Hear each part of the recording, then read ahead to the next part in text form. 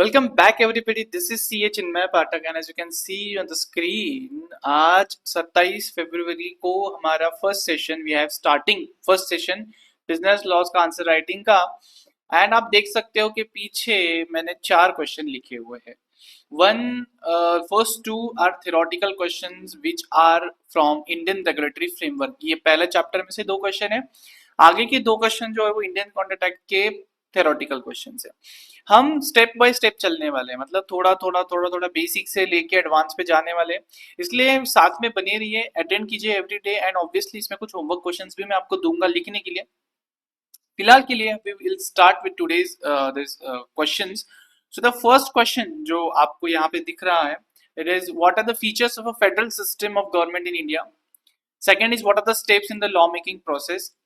फिर Indian contract unit 1 से है what is a contract, and दूसरा distinguish between agreement and contract. Okay, so थोड़ा सा कॉन्सेप्ट में भी जाएंगे and we will start writing it. Okay, so let's start.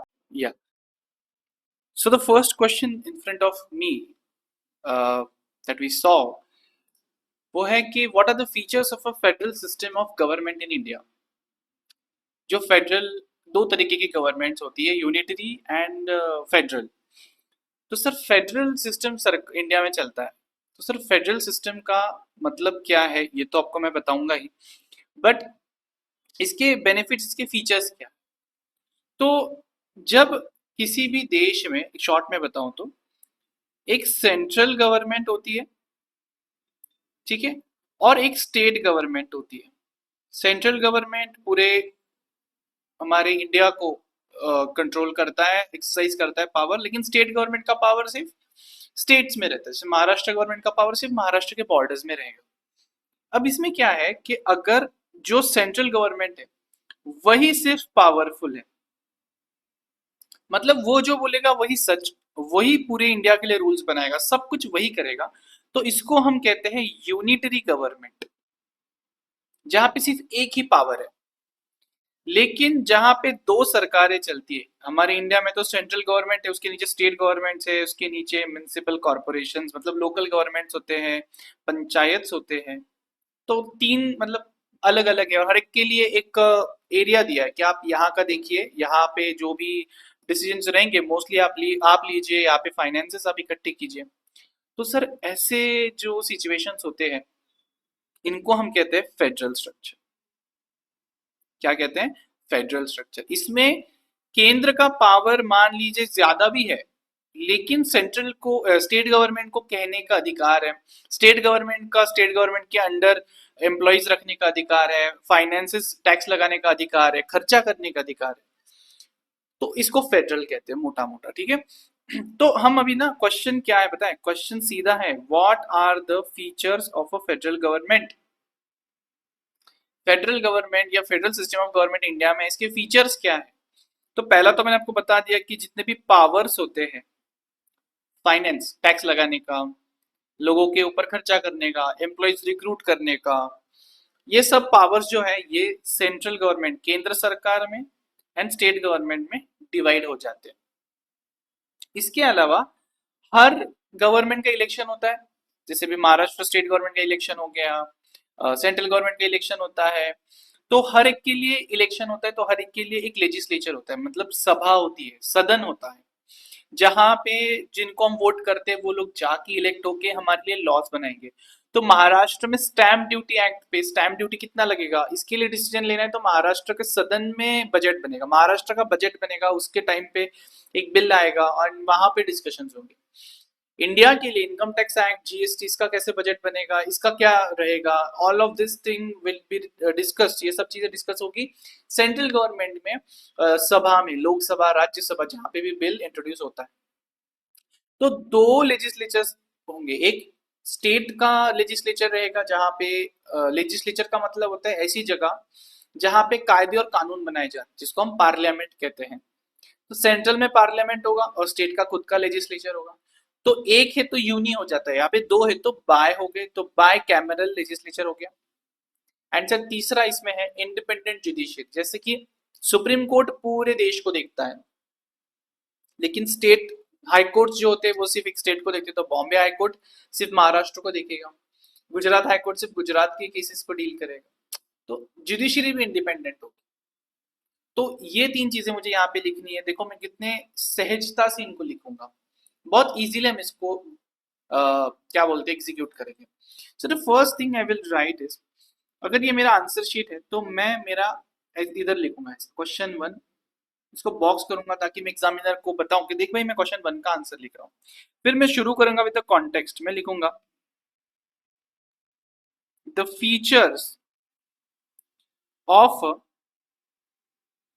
Federal system of government in India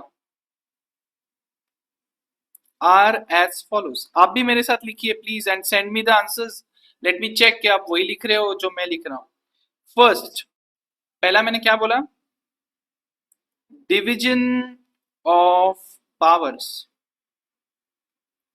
तो the first is that जितनी भी powers है, भारत का संविधान क्या कहता है कि पावर्स को हम यूनियन और स्टेट, यूनियन मतलब सेंट्रल गवर्नमेंट और स्टेट गवर्नमेंट्स में डिवाइड करेंगे। और उसके लिए जो हमारा संविधान है पूरा, उसके पीछे एक लिस्ट लगाई है। उस लिस्ट को हम उसमें लिखा हुआ है कि किसको क्या पावर है, आपके चैप्टर में ये सब डिटेल में दिया हुआ है। तो हम यहाँ पे लिखेंगे that the constitution of India has provided that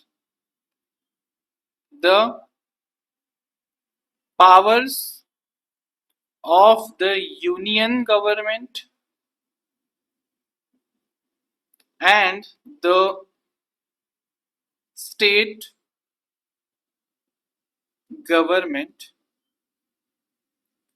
should be separate। Separate powers रहेंगे दोनों के लिए। और यहाँ पे एक एग्जांपल दे दूंगा मैं, जैसे कि द सेंट्रल गवर्नमेंट के पास क्या पावर है सर, आप आगे जाके सीए बनोगे, इनकम टैक्स से काम करने वाले हो, तो इनकम टैक्स करने डिसाइड करने का पूरा पावर सेंट्रल गवर्नमेंट का है। जीएसटी में क्या होता है कि जो सेंट्रल जीएसटी आईजीएसटी है, ये चीजें सेंट्रल गवर्नमेंट डिसाइड करेगा, state GST state government decide करेगा, डेविएशन नहीं हो सकता। लेकिन वहां पे फॉरेन अफेयर्स है, तो स्टेट गवर्नमेंट कैसे उसको डील करेगा। पाकिस्तान जाना है, जापान जाना है, तो प्राइम मिनिस्टर को सब उधर, मतलब prime minister, external affairs ministry, ये वहां पे रहेंगे। तो बेसिकली उसका सारा पावर यूनियन गवर्नमेंट के पास दिया। नहीं तो आपको तो पता है कि गवर्नमेंट्स अलग अलग होती है, तो हो सकता है कि महाराष्ट्र गवर्नमेंट को नहीं पसंद है सेंट्रल गवर्नमेंट जो है, अलग अलग गवर्नमेंट्स है, तो कुछ गलत डिसीजन ना ले, तो ये वाला पावर सेंट्रल गवर्नमेंट के साथ है। डिफेंस, एयरफोर्स, नेवी, आर्मी, ये सारे पावर्स रखे यूनियन गवर्नमेंट के साथ। लेकिन जो पुलिस होती है, इसका पावर स्टेट गवर्नमेंट्स के पास होता है। इसलिए आप देखोगे ना, पुलिस के इधर से महाराष्ट्र का पुलिस है तो उधर लिखा रहेगा महापो, that is Maharashtra police. Goa police के इधर लिखा रहेगा कि गोपो, ऐसा like Goa police. So that is the difference. Education related जितने भी डिसीजन है, इसलिए आप जब भी किसी भी यूनिवर्सिटी में जाओगे पढ़ने के लिए, तो वहां पे कभी भी आइडियली वो यूनिवर्सिटी को स्टेट का ज्यादा मैटर करेगा चीजें, स्टेट के रूल, स्टेट के रेगुलेशंस। एग्रीकल्चर ने पूरा सब्जेक्ट ही स्टेट गवर्नमेंट के लिए रखा है। एग्रीकल्चर के ऊपर कोई टैक्स नहीं लगा सकता एक्सेप्ट स्टेट गवर्नमेंट्स। कॉन्स्टिट्यूशन ने लिखा है नहीं लगा सकते, तो आइडियली नहीं लगा सकते, बट पावर में है स्टेट गवर्नमेंट के। So the union government has powers over, क्या क्या बोला मैंने आपको, एक्सटर्नल अफेयर्स। एक्सटर्नल अफेयर्स का मतलब है इंडिया एंड फॉरेन देशों का जो डीलिंग्स है उसमें है। इसके अलावा करेंसी, करेंसी का हमारे पास पूरा पावर है। प्रिंटिंग करेंसी सेंट्रल गवर्नमेंट ही डिसाइड करता है, मतलब RBI along with this. Then income tax and etcetera. However state government has powers over what? One is agriculture, then next क्या हो सकता है एग्रीकल्चर के बारे में आपको मैंने बाद में क्या बताया, police and education. That's it. कितना इजी है देखो, पेपर में आ जाता है तो आराम से लिख सकते हैं हम। ठीक है, सो ये क्वेश्चंस पेपर में अब तक आए नहीं है, तो आने के चांसेस बनते हैं। सेकंड, मैंने आपको क्या बोला, bicameral legislature. Bicameral legislature. इसमें हम क्या लिखेंगे कि इंडिया का एक पार्लियामेंट है और इस पार्लियामेंट में लोकसभा और राज्यसभा होता है। लोकसभा में जिनको हम वोट करते हैं, ठीक है, वो लोग जाते हैं, ये लोअर हाउस होता है। और लोकसभा में जो लोग हमने वोट करके भेजे वो लोग कुछ लोगों को वोट करके ऊपर और भेजते हैं, तो दोस्तों राज्यसभा होता है, ठीक है, तो काउंसिल ऑफ स्टेट्स। और वो अपर हाउस होता है। तो this is the difference, this is bicameral legislature कि लोकसभा में हम लोग किसी को वोट करके वो लोग जाएंगे, जो लोग हमने वोट करके भेजे हैं वो लोग वोट करके और किसी को भेजेंगे ऊपर, राज्यसभा में जाएंगे। तो राज्यसभा में बेसिकली स्टेट्स को रिप्रेजेंट किया जाता है, काउंसिल ऑफ स्टेट्स होता है। लेकिन लोकसभा में हम लोगों ने जिनको वोट किया है वो लोग रहते हैं। That is bicameral legislature. इसके अलावा मैंने आपको बोला कि हर स्टेट का अपना खुद का भी एक लेजिस्लेचर होता है, हर एक का सदन होता है। So both way we consider that it is a bicameral legislature. तो यहाँ पे मैं वही लिखने वाला हूँ अभी, that the Parliament of India has, कितने मैंने बताया आपको, या फिर is a bicameral legislature, ठीक है। इसमें क्या होगा, it has लोकसभा, इसमें हमने लोगों को इलेक्ट किया है, तो हमारे लोग हैं, तो हाउस ऑफ द पीपल इसको कहते हैं ना, it is house of the people. And Rajya Sabha में ये लोग जिनको वोट करेंगे वो लोग जाएंगे, लोकसभा के लोग जिनको वोट करेंगे वो जाएंगे राज्यसभा में। ये क्या होता है, कैसे होता है, ये मैंने एक चैप्टर अपलोड भी किया है, वहां पे मैंने बहुत डिटेल में बताया सब चीजें, तो वहां पे देख लीजिए आप लोग। तो सर राज्यसभा में क्या होता है, काउंसिल ऑफ स्टेट्स होता है, यहाँ पे स्टेट्स को रिप्रेजेंट करता है। So it has Lok Sabha and Rajya Sabha, that's it. अगर आपको लिखना है तो हम यहाँ पे लिखेंगे कि Lok Sabha people are elected by us, people of a nation, and Rajya Sabha candidates are indirectly elected by the people of by the candidates of Lok Sabha। लिख सकते हैं, जरूरी नहीं है यहाँ पे लिखना। थर्ड पॉइंट इज, जैसे मैंने बोला, इंडिपेंडेंट जुडिशियरी। जुडिशियरी कैसा है, इंडिपेंडेंट, मतलब क्या, सुप्रीम कोर्ट है और जो लोग काम करने वाले हैं, जैसे कि फॉर एग्जाम्पल एक एक्ट लाया इंडिया में, income tax act. Income tax act में लिखा है कि एक्स वाई जेड चीज पे टैक्स इतना लगेगा, तो जो लोग इनकम टैक्स ऑफिसर्स है वो ये इंश्योर करेंगे कि उतना ही टैक्स लग रहा है कि नहीं, उनको हम कहते हैं एग्जीक्यूटिव। लेकिन गलत टैक्स लग गया या उन लोगों ने इनजस्टिस कर दिया, गलत चीजें कर दी, तो प्रोटेक्ट कौन करेगा, हम जैसे लोगों को, हम जैसे लोगों को प्रोटेक्ट करेगा जुडिशियरी। मतलब हम कोर्ट्स में जाएंगे, फिर हम जाएंगे ITAT, income tax appellate tribunal, हम जाएंगे हाई कोर्ट, हम जाएंगे सुप्रीम कोर्ट। तो जुडिशियरी और एग्जीक्यूशन में, एग्जीक्यूटिव में डिफरेंस है, इंडिपेंडेंट है हमारा जुडिशियरी, इंडिपेंडेंट है। इसी के अलावा हमारे इंडिया में तरह तरह के कोर्ट्स है, सुप्रीम कोर्ट पूरे इंडिया की चीजों को गवर्न कर सकता है, but high court has the judiciary only over states. So वो भी हमें यहाँ पे लिखना है। तो यहाँ पे हम लिखेंगे the judiciary in India is independent of the executive functions. We have Supreme Courts, Supreme Court एक ही है, which has jurisdiction all over India. Jurisdiction मतलब जो पूरी इंडिया में पावर एक्सरसाइज कर सकता है। And high courts for each state, her state के लिए हमारे पास हाई कोर्ट्स भी है। तो कितना प्लेन और सिंपल लग रहा है, देखो ये सब, कुछ भी इसमें हमने ज्यादा रंग नहीं भरे, कुछ एक्स्ट्रा एडिशनल इंग्लिश नहीं लिखा, एकदम प्लेन लिखा, जितना समझा उतना। तो ऐसे ही लिखना होता है। So let's go to the next question now. So the next question जो हमारे सामने है that is what are the steps in the law making process. मैंने आपको इनिशियली दिखाए थे क्वेश्चंस, उसी में से है what are the steps in the law making process. Again Indian regulatory framework का ही पार्ट है। तो इंडिया में जब कभी भी कोई लॉ बनता है तो वो कैसे बनता है, उसकी प्रोसेस क्या है, तो मैं आपको एकदम आसानी से और इजीली बताऊं। तो पहले तो कोई भी मेंबर मेंबर यानी जिनको हम वोट करके भेजते हैं ना लोकसभा में या राज्यसभा में, जो लोग इनडायरेक्टली इलेक्ट होके आते हैं, उनमें से कोई भी बिल लेके आता है। बिल यानी कुछ नहीं, एक डॉक्यूमेंट होता है, इस पे लिखा रहता है कि मैं चाहता हूँ ये वाला एक्ट बने। तो मैं चाहता हूँ कि इंडिया में लिकर बैन हो जाए एग्जाम्पल, तो मैं लेके आया लिकर बैन बिल, तो इसको कहते हैं इंट्रोडक्शन। फिर सब लोग उसको एक बार पढ़ेंगे, सब लोग उसको कहते हैं फर्स्ट रीडिंग। फिर उसके बाद वो किसी कमेटी को दिया जाएगा कि देखिए भाई ये लोग बोल रहे हैं बिल लाने का, जिनमें बोल रहा है कि लिकर बैन, क्या ये फीजिबल है। तो कमेटी उसको पढ़ेगा, उसके ऊपर कुछ अमेंडमेंट्स करेगा। कमेटी मतलब पार्लियामेंट की कमेटी रहती है, और उसमें कुछ एडिशन डिलीशन करेगा। फिर वापस वो बिल सब में घूमेगा सेकंड रीडिंग के लिए। अगर सेकंड रीडिंग में भी वो लगता है सबको कि सही है तो ठीक है, नहीं तो फिर उसमें अमेंडमेंट्स होंगे, कुछ चेंजेस किए जाएंगे थोड़े फार। उसके बाद वापस एक फाइनल थर्ड रीडिंग होगा। थर्ड रीडिंग के टाइम पे फिर पूछा जाएगा कि बताओ क्या इंडिया में लीकर बैन करे। तो सब लोग हाथ उठाएंगे, हाँ बोलेंगे, मेजोरिटी से बिल पास हो जाएगा। पास होने के बाद जो हमारे प्रेसिडेंट होते हैं, इंडिया के प्रेसिडेंट है, नॉट प्राइम मिनिस्टर, वो उसके ऊपर साइन करेंगे। और जब वो साइन करेंगे उस दिन को वो बिल पास हुआ है ऐसा माना जाएगा, उस दिन से वो एक्ट बन जाएगा, मतलब नोटिफिकेशन में लाया जाएगा। उसको रॉयल एसेंट भी कहते हैं जब वो प्रेसिडेंट साइन करते हैं। तो काफी आसान प्रोसेस है, हम लिखेंगे कि द स्टेप्स इन द, मेरे साथ लिखिए please and send me it over my WhatsApp.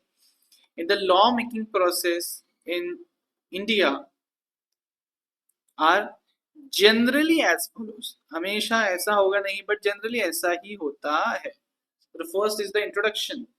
तो एक एक करके लिखेंगे फटाफट। इंट्रोडक्शन,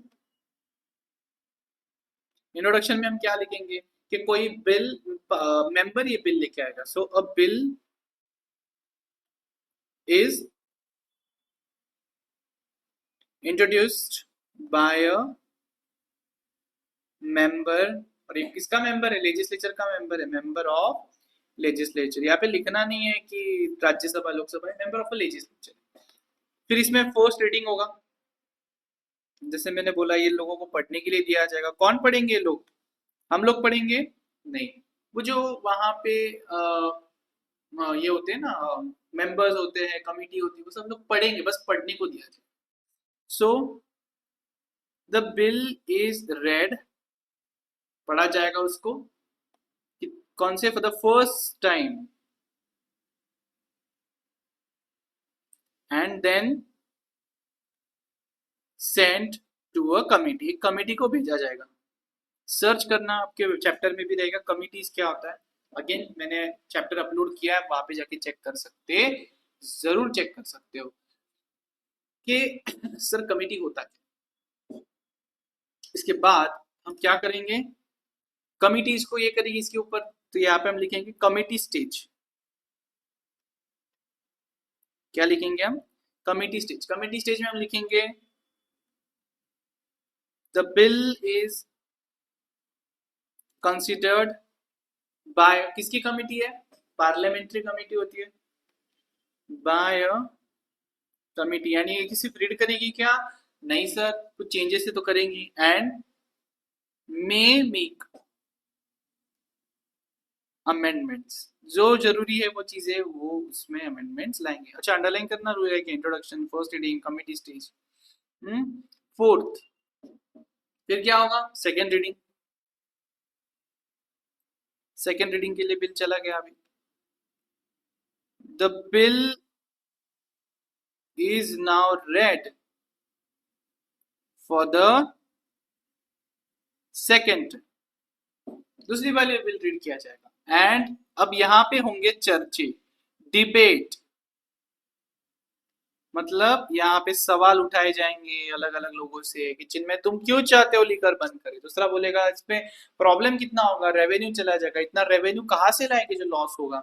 एक बोलेगा कि अच्छा है तुम बोल रहे हो, लेकिन मुझे पता हो जिन लोगों को आदत है वो लोग तो मर जाएंगे, उनके लिए क्या सोच के रखे। तो डिबेट चलेगा काफी, उस पर डिस्कशन चलेगा। फिर वापस ये क्या हो जाएगा, फिर ये मुझे कुछ नए पॉइंट समझेंगे, किसी को समझेंगे, तो इसमें हम क्या करेंगे, फिर अमेंडमेंट्स लाएंगे कि चलो थोड़े इस अमेंडमेंट्स का मतलब होता है बदलाव, एडिशंस, तो इसमें तुम अमेंडमेंट्स लाएंगे, क्या लिखेंगे इसमें, the bill may be amended, लगता है तो अमेंड करेंगे। लास्ट में क्या होगा, फिर वापस रीडिंग करेंगे, थर्ड रीडिंग, 3 बार रीड हो रहा है bill, the bill is now read for the third time।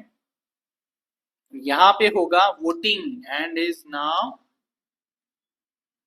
Voted up कि क्या ये बिल का एक्ट बनना चाहिए। अगर फेवर में ज्यादा है, मेजोरिटी लोग हाँ बोलते हैं, तो यहाँ पे लास्ट स्टेज आएगा रॉयल असेंट। रॉयल असेंट मतलब क्या, if bill is passed by legislature, यहाँ पे वोट किया ना, वोट करने के बाद अगर वो पास हो जाता है legislature, then the president signs and gives his assent। जिस दिन वो सही साइन करेंगे, असेंट यानी हाँ बोलेंगे, उस दिन हम कहते हैं कि बिल एक अभी फाइनल एक्ट में कन्वर्ट हो चुका है। And the next question in front of मी हमारे सामने है, which is question number 3 of the day. What is a contract, contract क्या है। जब से सीए फाउंडेशन में एडमिशन लिया है तब से सुन रहे हो कॉन्ट्रैक्ट कॉन्ट्रैक्ट कॉन्ट्रैक्ट, तो इतना एक्सप्लेन करने की जरूरत है नहीं। So will go into the writing directly. पहले तो जब आपको पूछा जाए कॉन्ट्रैक्ट क्या है, तो पहले आपको सबसे पहले बताना पड़ेगा कि इंडियन कॉन्ट्रैक्ट के हिसाब से कॉन्ट्रैक्ट क्या है। फिर उसमें हम कहते हैं ना कि इंडियन कॉन्ट्रैक्ट के हिसाब से कॉन्ट्रैक्ट क्या है, कि अग्रीमेंट एनफोर्सिबल बाय लॉ, एक अग्रीमेंट जिसको कानून एनफोर्स करता है, कानून उस पर दबाव लाता है कि चीज करो, करनी पड़ेगी। तो सर अग्रीमेंट क्या होती है वो बताना पड़ेगा, एंड एनफोर्सिबिलिटी लॉ कब आता है वो बताना पड़ेगा। तो बहुत आसान है, पहले तो सेक्शन नंबर लिखना जरूरी है कैसा, तो सेक्शन नंबर लिखना बिल्कुल भी जरूरी नहीं है, 100% गारंटी बिल्कुल जरूरी नहीं है। किसी भी एक्ट में डेफिनेशन आइडियली सेक्शन 2 में दिए रहते हैं, तो आप सिर्फ लिखोगे as per section 2 relevant subsection तो भी चलेगा, और पूरा लिखोगे तो भी चलेगा। As a matter of prudence, क्योंकि मैं यहाँ पे मैं बहुत सारी वाइड कवरेज कर रहा हूँ, तो मैं यहाँ पे सेक्शन नंबर को इन्वॉल्व करूंगा, बट बिल्कुल भी लिखना जरूरी नहीं है। तो मैं यहाँ पे लिखूंगा, देखिए हाँ, as per section 2 subsection section 2 clause H, not subsection, clause H of, definition में सबसेक्शन नहीं होते, डेफिनेशन की सेक्शन में हमेशा क्लॉज होते हैं। सो of Indian contract act 1872,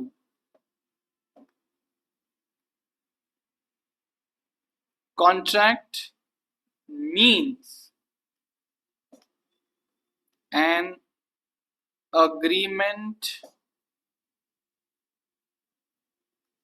enforceable by law, ऐसा हम लिखेंगे। ठीक है, तो मैं यहाँ पे लिखता हूं contract is equal to agreement plus enforceability by law. सिर्फ कॉन्ट्रैक्ट के बारे में पूछा है, लेकिन इतना डिटेल में बताना पड़ेगा क्योंकि 4 मार्क का क्वेश्चन है भाई, इतना तो मुझे लिखना पड़ेगा। अब कॉन्ट्रैक्ट बनता कैसे है, पहले तो किसी पार्टी ने ऑफर दिया कि भाई तू ये कर, या फिर बोला कि तू ये मत कर। जैसे मान लीजिए मैं तुमको बोल रहा हूँ कि मुझे ये गाड़ी सेल करो, इट्स एन ऑफर की करो। मैं आपको बोल रहा हूँ कि आप इस बिजनेस, ये भी जो बिजनेस मैं अभी कर रहा हूँ, आप अगले 5 साल ये बिजनेस मत करो, मैं उसके लिए आपको पैसे देता हूँ, तो आई एम टेलिंग यू कि not do something, right. And अगर आप इसको हाँ कहते हो तो कॉन्ट्रैक्ट बनेगा। तो यहाँ पे हम सेकंड, ये हो गया first point, okay. Second point हम लिखेंगे contract, contract is made by acceptance. आप एक्सेप्ट करोगे तभी बनेगा, आप नहीं बोलोगे तो ऐसे नहीं होता। एक्सेप्टेंस ऑफ वन पार्टी, मतलब आपने क्या कहा मुझे, जी सर मैं आपको गाड़ी बेचूंगा। आपने कहा जी ओके सर, मैं आपको आपका ये बिजनेस, जो बिजनेस आप कर रहे हो वाला बिजनेस में नहीं करूंगा। तो एक पार्टी बोल रही है, किसको हाँ बोल रही है? Of one party, of as offer made. किसको ऑफर दिया मैंने? आपको दिया। Offer made to him by another party, मतलब मैं, बाय द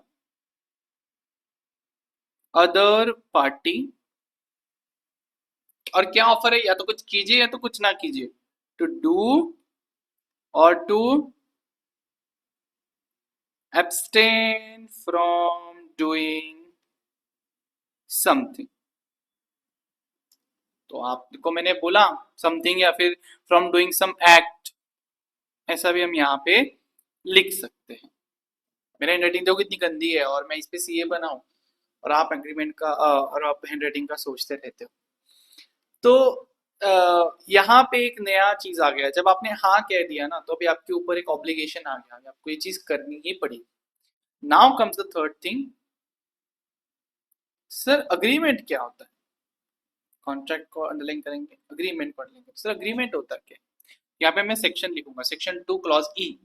ये कहता है कि जब मैं किसी चीज में तुमको कुछ प्रॉमिस कर रहा हूँ और आप भी मुझे कुछ प्रॉमिस कर रहे हो, और ये दोनों एक दूसरे के लिए सफिशियंट है। जैसे मैं बोल रहा हूँ कि तू मुझे गाड़ी दे, तो आप मुझे प्रॉमिस कर रहे हो हाँ मैं गाड़ी दूंगा, तो आपका वो प्रॉमिस हो गया मेरे लिए। और मुझे गाड़ी चाहिए, तो मेरे लिए एक कंसिडरेशन है। मैं बोल रहा हूँ इसके बदले मैं आपको 10 लाख रुपए दूंगा, तो ये मेरा प्रॉमिस है और आपके लिए वो कंसिडरेशन हो गया। तो that becomes an agreement basic. तो हम यहाँ पे कहेंगे एवरी प्रॉमिस, मतलब जो एक सिंगुलर है मैंने किया बस, और सेट ऑफ प्रोमिस मतलब मल्टीपल है। तू मुझे गाड़ी भी दे, घर भी दे, फैन भी दे, मैं तुझे पैसे भी दूंगा, मैं तुझे कुछ सोना भी दूंगा, तो मल्टीपल प्रोमिस। तो एवरी प्रॉमिस और every set of promise forming. अब ये कंसिडरेशन एक दूसरे के लिए, इसलिए forming the consideration for each other, this is agreement,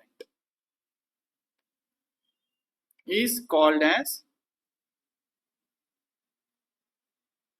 agreement. इतना याद रखना, ठीक है? अग्रीमेंट लीगल भी हो सकती है, इलीगल भी हो सकती है, लेकिन अग्रीमेंट जब लीगल है, एनफोर्सिएबल है, तो कॉन्ट्रैक्ट बने। याद रखना ये चीज। तो इसमें दो चीजें हैं। एक, दो या दो से ज्यादा लोगों को एक अग्रीमेंट करना है एक दूसरे के बीच में, और सेम सेंस में करना है। मैं आपसे गाड़ी मांग रहा हूँ, कौन सी? आपके पास 10 गाड़ी, तो मैं बोल रहा हूँ आपकी रेड कलर की कार, मारुति सुजुकी की या फिर hyundai की कार, i10 ही चाहिए, यही कलर चाहिए, वो ही नंबर चाहिए, तो डिटेल में बताना होता है। तो इसके दो कैरेक्टरिस्टिक्स होते हैं, तो यहाँ पे मैं इसको ऐड करूंगा। बहुत से लोग बोलेंगे सर सिर्फ क्वेश्चन है व्हाट इज अ कॉन्ट्रैक्ट और अब इतना लिख रहे हो, इसी की वजह से तो आपके मार्क्स कट होते हैं। लिखना ऐसे होता है। It has to characteristics. First, इसमें हम दोनों ने क्या करना चाहिए? अग्रीमेंट करना चाहिए। टू और मोर पर्सन्स क्या करेंगे हम? Are required to make an agreement. अच्छा दूसरा क्या होगा फिर इसमें? सेकेंड वर्ड विल बी कि हम एक ही चीज पे, एक ही इस पे अग्रीड है। मैं आपको क्लियरली बता रहा हूँ ये गाड़ी चाहिए और आपको भी पता है यही गाड़ी देनी है। So both parties must agree. किसके लिए? सेम चीज के लिए, on same thing and in same sense, ऐसे लिखते हैं। और एट सेम टाइम, एक ही वक्त पे, एक ही चीज पे, एक ही विचार से हम जिस पे सहमत होते हैं, that is basically called something called as agreement. के बाद दिया हुआ सेम सेंस में अग्री की हुई चीज, तब ऑब्लिगेशन क्रिएट होगा। और अब लास्ट वाला आ जाता है सर प्रॉमिस क्या होता है इसमें? फिर आपने कॉन्ट्रैक्ट बताया, उसमें अग्रीमेंट की बात करी और एनफोर्सेबिलिटी की बात करी। अग्रीमेंट तो मैंने डिफाइन किया, एनफोर्सेबिलिटी कब आएगी? जब ये दो चीजें होगी, वो भी मैंने बता दिया। तो सर अभी अग्रीमेंट में आपने लिखा था प्रॉमिस, तो प्रॉमिस का क्या मतलब है सर? तो प्रॉमिस मतलब क्या है यार? जब मैं किसी को कोई ऑफर देता हूँ, प्रपोजल करता हूँ, गाड़ी चाहिए, गाड़ी बेचो, ठीक है, और आप बोल रहे हो हाँ चलेगा, बेचता हूँ, दैट इज अ प्रॉमिस, एकदम बेसिक। यहाँ पे मैं लिखूंगा, अग्रीमेंट में मैंने सेक्शन लिखा नहीं, हम लिख सकते थे सेक्शन 2 क्लॉज ई अग्रीमेंट को डिफाइन करेगा। हम यहाँ पे लिखेंगे अभी लास्ट में, प्रॉमिस के बारे में बता रहा हूँ, ठीक है। मैं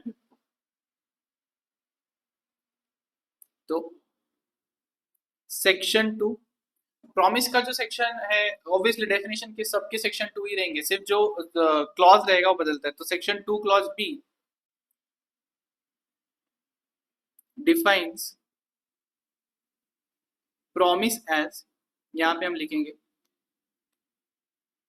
प्रपोजल ऑब्लिक ऑफर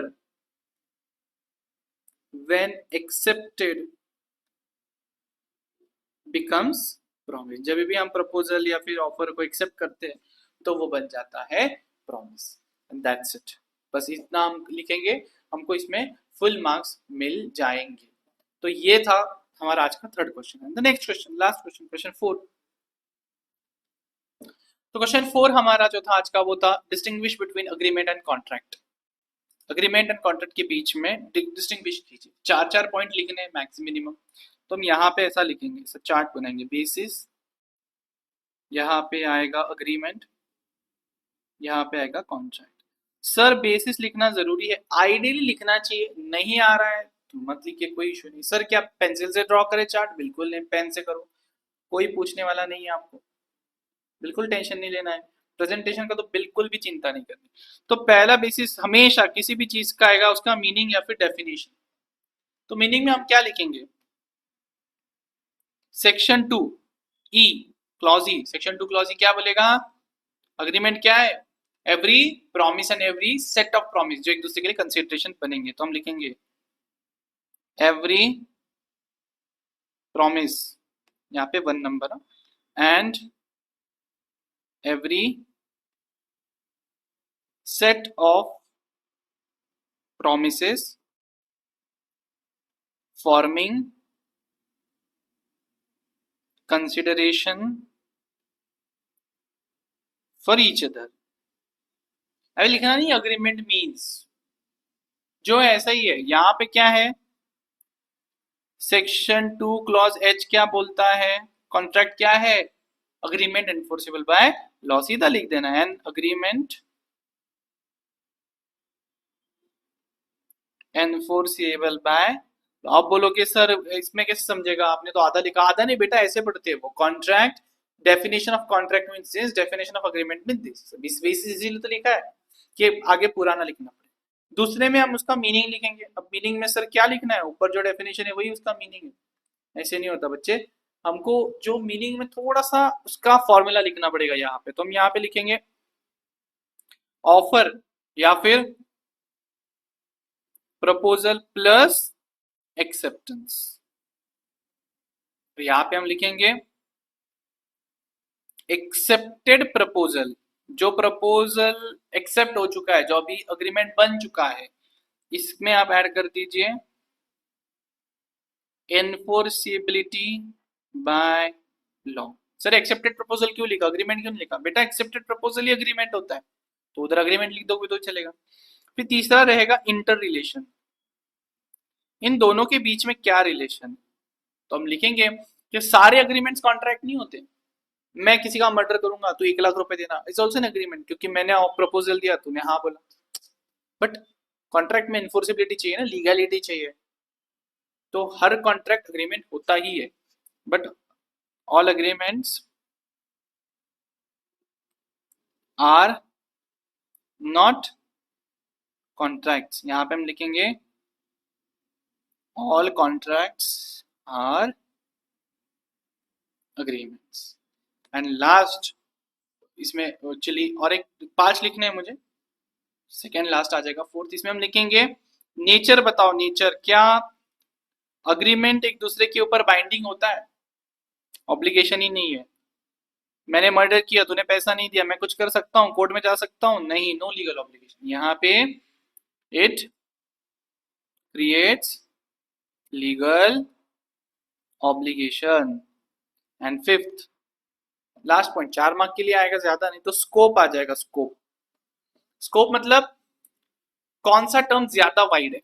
तो agreement is a wider term, इसमें कॉन्ट्रैक्ट्स भी आते हैं, कॉन्ट्रैक्ट्स के अलावा इलीगल चीजें भी आती है। सोशल अग्रीमेंट से पति ने पत्नी को कुछ ये किया है कि मैं तुझे हर महीने इतने पैसे दूंगा, तो all types of things comes under agreement. तो हम यहाँ पे लिखेंगे is a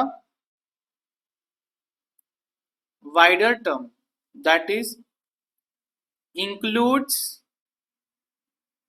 contracts, social agreements etcetera. ये ऐसा नहीं है, इट इंक्लूड्स ओनली वो agreements which are enforceable by law. That's it. So ये हो गए हमारे पूरे 4 क्वेश्चन जो हमने आज किए, इनका एक पूरा समरी में भी आपको मैंने एक्सप्लेन भी किया चीजें, and we also wrote it down. So please write it. So आज के लिए for today's thing we won't be having any homework. ये होमवर्क आज का यही है कि आपको यही 4 क्वेश्चन वापस लिख के मुझे भेजने। Okay, that's it. Thank you so much guys.